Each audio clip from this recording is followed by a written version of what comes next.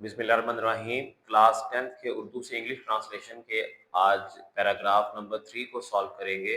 पहले दो पैराग्राफ हम अपलोड कर चुके हैं, आप यूट्यूब से उनको सर्च कर सकते हैं। हमारा प्लेटफॉर्म चैनल नेम है रॉयल स्टार स्कूल KSK। तो आगाज करते हैं। सबसे पहला सेंटेंस हमारे पास एक दफा का जिक्र है। याद रखें वो ओल्ड इंग्लिश में यूज होता था वंस अपॉन अ टाइम, अब हम जस्ट जो है वो वंस लिख सकते हैं।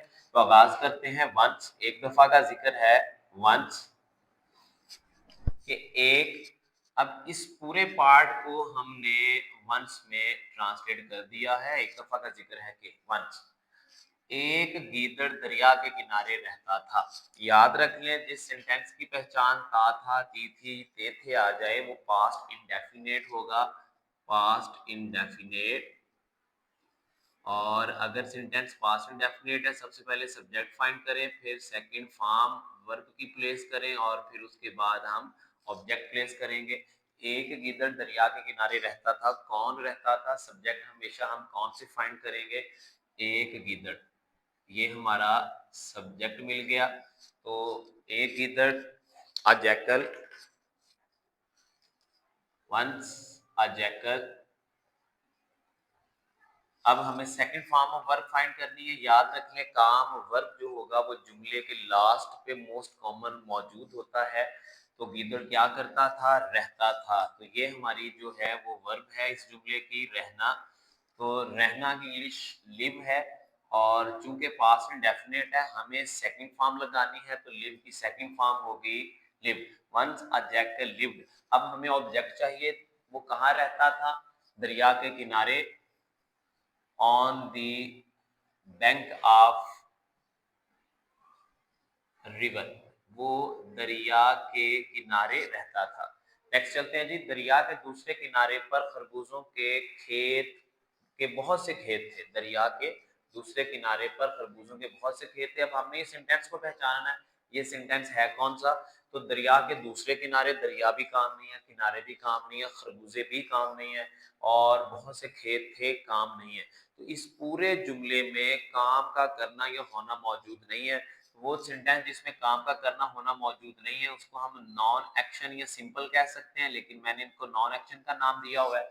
ऐसा जुमला जिसमें काम नहीं होगा वो नॉन एक्शन होगा। अब ये इसका टेंस क्या है, जमाना क्या है, वक्त क्या है? ठीक है, टेंस बोलते हैं जमाना वक्त। तो था थी थे आ गया तो पास्ट है। तो इस सेंटेंस का जमाना कौन सा है जी? ये पास्ट नॉन एक्शन है। पास्ट नॉन एक्शन का फार्मूला हमने सबसे पहले अपना सब्जेक्ट फाइंड करना है, उसके बाद हम वाज या फिर वर लगाएंगे। लेकिन हमें याद रखना है कि जब नॉन एक्शन जुमले में ऐसा जुमला जिसमें काम नहीं है उस जुमले में हम किसी चीज की किसी जगह पर मौजूदगी या गैर मौजूदगी बताएंगे, तो ऐसे जुमले का आगाज हमें हमेशा देर से करना पड़ेगा। देर। तो हम इस सेंटेंस का आगाज देर से करेंगे। देर। अब हमने देखना है मौजूद क्या है। वहां पर क्या मौजूद है? बहुत से खरबूजों के बहुत से खेत। अब ये जमा ज्यादा है तो हम पास्ट में वाज लगाएंगे सिंपल में या वर लगाएंगे। चूंकि ये ज्यादा है तो हम देर के बाद क्या यूज करेंगे? अपना हेल्पिंग वर्ब वर। देर वर। अब हमें ऑब्जेक्ट चाहिए। ऑब्जेक्ट। तो हमारा सेंटेंस ऑब्जेक्ट क्या है? वहां मौजूद क्या है? खरबूजों के बहुत से खेत। देर वर मैनी, बहुत से, मैनी खेत, फील्ड्स ऑफ मेलन्स। खरबूजों के बहुत से खेत थे। कहां पर खेत हैं? दरिया के दूसरे किनारे पर, ऑन दी अदर बैंक।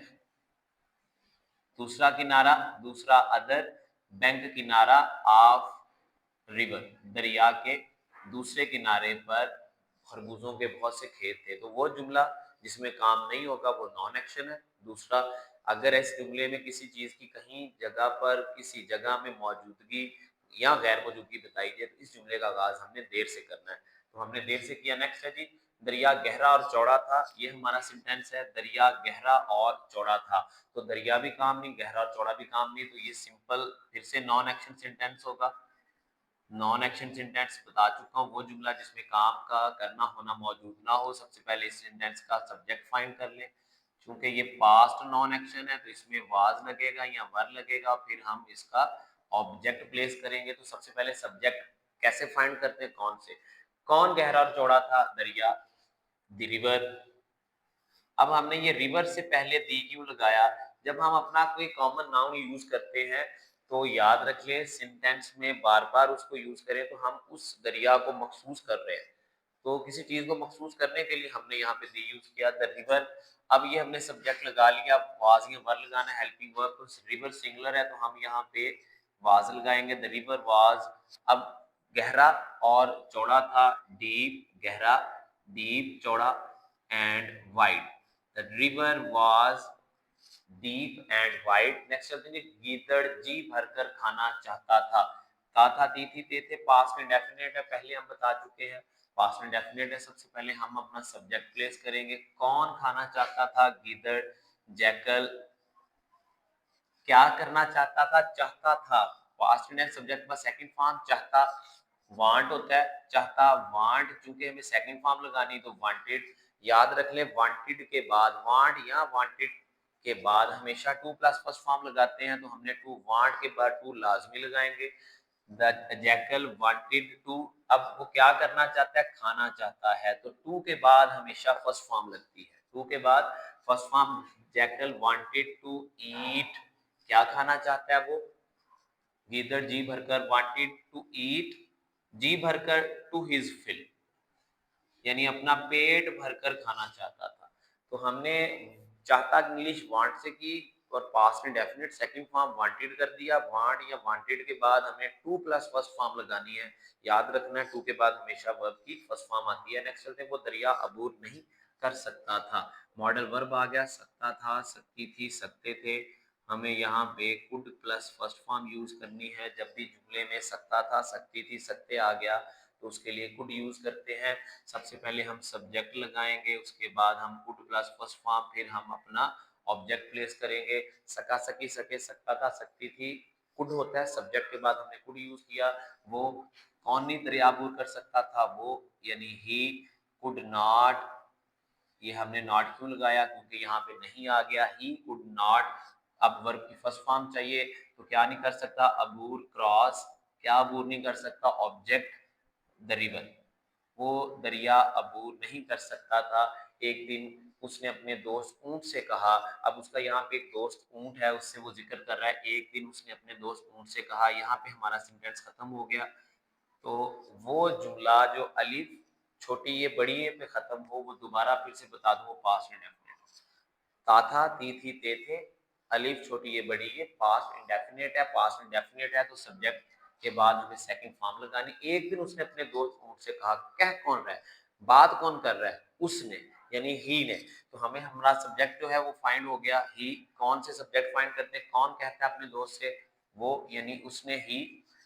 अब सब्जेक्ट के बाद सेकंड फॉर्म, वर्ब कहाँ होती है? जुमले के लास्ट पे होती है। हमारे पास वर्ब है, कहना, से है, सेकंड फॉर्म लगेगी, सेड, ही सेड। किससे कहा? टू हिज फ्रेंड, अपने दोस्त ऊंट, कैमल से, वन डे। अब हम वन डे शुरू में भी लगा सकते हैं, बेहतर है कि हम इसको शुरू में ही प्लेस करें। One day he said to his friend camel, उसने अपने दोस्त से कहा। याद रख लें इन्वर्टेड कोमास में अगर जुमले आ जाएंगे तो हमें भी इन्वर्टेड कोमास लगाना पड़ेंगे। ये इनडायरेक्ट हालत होती है। अगर तुम मुझे दरिया के दूसरे किनारे ले चलो तो मैं तुम्हारा बहुत शुक्रगुजार होऊंगा। जब भी जुमला अगर से और उसी जुमले का दूसरा हिस्सा तो से शुरू हो, उस सेंटेंस को हम बोलेंगे कंडीशनल सेंटेंस। उर्दू में हम इसको बोलते हैं शर्तिया जुमला, कंडीशनल सेंटेंस। अब ये शर्तिया जुमला है। शर्तिया जुमले में याद रखिए अदर की इंग्लिश हमने इफ से करनी है और तो की इंग्लिश हम कॉमा लगाकर करेंगे। तो के लिए देन से नहीं की जाएगी। अगर तुम मुझे दरिया के दूसरे किनारे ले चलो, तो कंडीशनल सेंटेंस एक बिल्कुल अलग टॉपिक है, इसको डिटेल से डिस्कस करना पड़ता है। मैं यहाँ पे सिर्फ इसी सेंटेंस का रूल बताऊंगा। अगर तुम मुझे दरिया के दूसरे किनारे ले चलो, तो हम ये देखेंगे ये कौन सी कंडीशन है? ये पहली कंडीशन है। इसको हम फर्स्ट कंडीशन बोलेंगे, जिसमें हम अगर वाले हिस्से में प्रेजेंट इंडेफिनिट लगाते हैं, तो वाले हिस्से में हम फ्यूचर इंडेफिनिट लगाते हैं। इससे मुराद अगर तुम मुझे दरिया के दूसरे किनारे पर ले चलते हो, ताहती है प्रेजेंट डेफिनेट। तो हम इफ, कौन ले जाएगा? प्रेजेंट डेफिनेट के मुताबिक ये वाला हिस्सा प्रेजेंट डेफिनेट के मुताबिक करेंगे। सबसे पहले सब्जेक्ट लेंगे, कौन लेके चलेगा? तुम, if you. Present definite subject के बाद वर्ब की फर्स्ट फॉर्म लगती, काम क्या है जी, ले चलना, ले जाओ।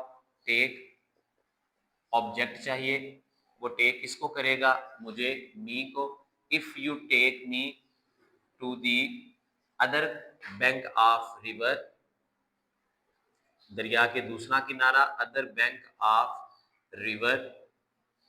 अब टोक इंग्लिश मैंने बताई आपको हमेशा कॉमा लगाएंगे, टोक इंग्लिश देन से नहीं की जाएगी। मैं बहुत शुक्रगुजार रहूंगा, मैं आई, चूंकि दूसरा हिस्सा हमने फ्यूचर के मुताबिक करना है, फ्यूचर इंडेफिनेट के मुताबिक।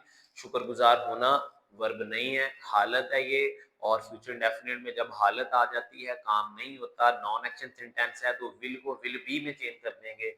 आई शैल बी ग्रेटफुल। और ग्रेटफुल के स्पेल बच्चे लिखने में अक्सर गलती करते हैं, ध्यान से जरा स्पेल याद कर लें। I shall be grateful, GRATEFUL, grateful to you.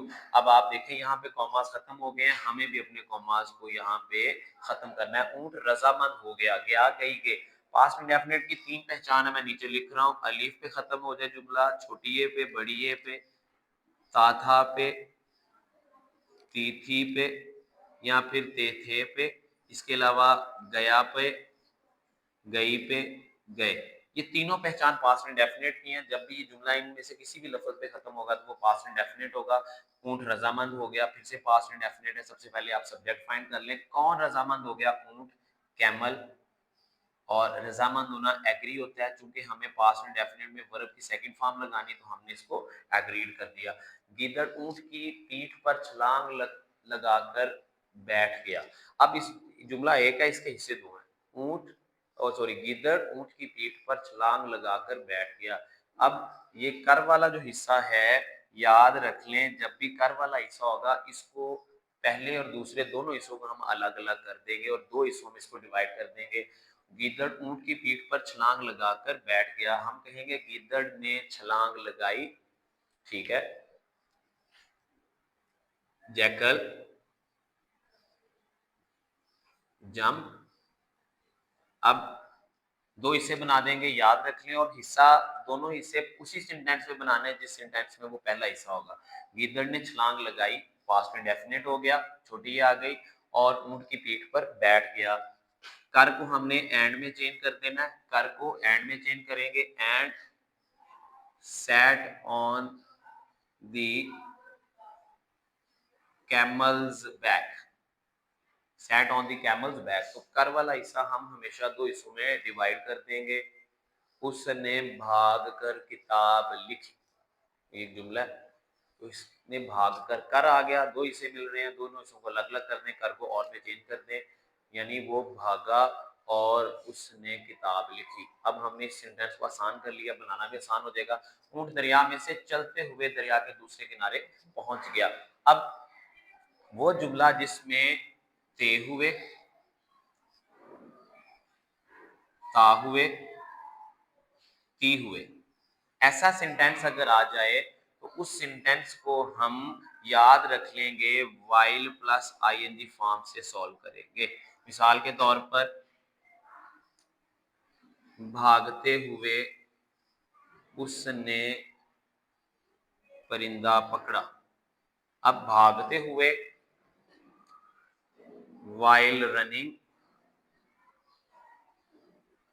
He cot the bird, उसने परिंदा पकड़ा। अब हम वाइल वाला हिस्सा दूसरी तरफ ले जाएंगे, ठीक है।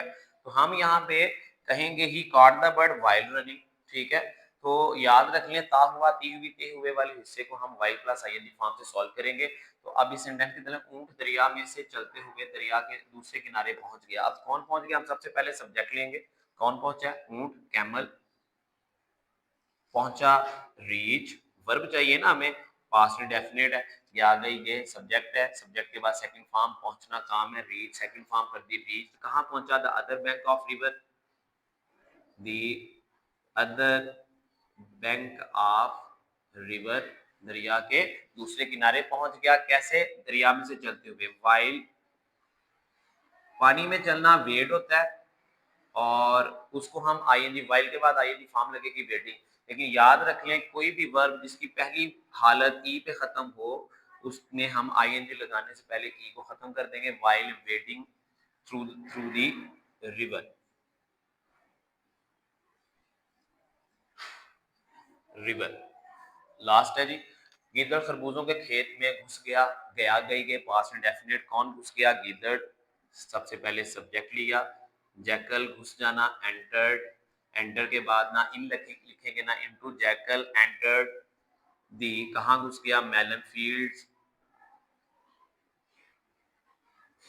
और एंड, याद रख लें एंड के बाद अगर आपका सब्जेक्ट पहले और दोनों हिस्से में एक ही है, खरबूजों खेत में कौन घुसा? गीदड़। खरबूजे कौन खाने लगा? गीदड़। तो हमने एंड के बाद अगर हेल्पिंग वर्ब है तो वो लगाएंगे, वर्ब है तो वो लगाएंगे। याद रख लें वो जुमला जो ने लगा, नी लगी और ने लगे पे खत्म होगा, उस सेंटेंस का हेल्पिंग वर्ब हम बनाएंगे बिगैन टू, और टू के बाद हमेशा वर्ब की फर्स्ट फॉर्म लगेगी, and began to eat melons